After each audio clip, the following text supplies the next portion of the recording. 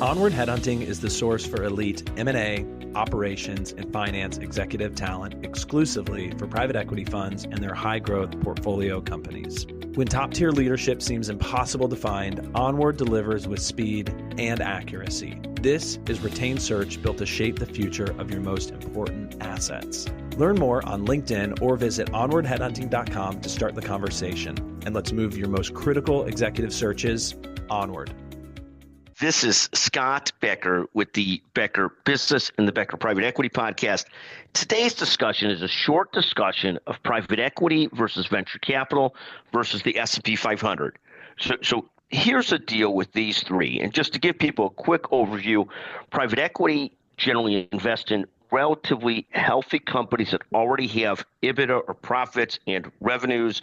Venture capital often invest pre-revenues or early revenues before things are profitable. And then the S&P 500, of course, is the index of all the S&P 500 firms. And so you're buying a little bit piece of each of that. And so what's happened over the very long term, venture capital's the highest risk and has generally thought of as the highest returns over a very long period of time. The private equity is better than the S&Ps, and the S&P has the lowest average long-term rates and returns that come in at 8 to 10% or so. Now, when you look at the last year and the last 10 years, those things change significantly.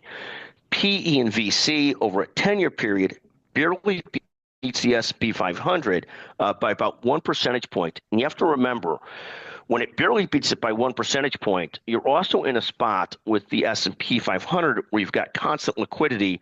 With VC and PE, you generally have no liquidity. You're tied up for 5, 7, or 10 years or longer.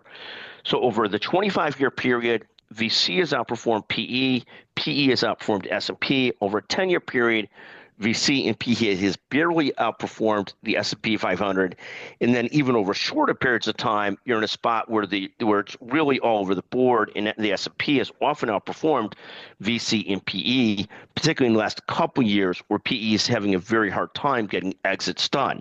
So when you look at this, and stats in this are all over the board. When I look at 10, 15-year returns, you're typically looking at about 15, 16% for PE and VC, 14% for the S&P over the last 10 years or so.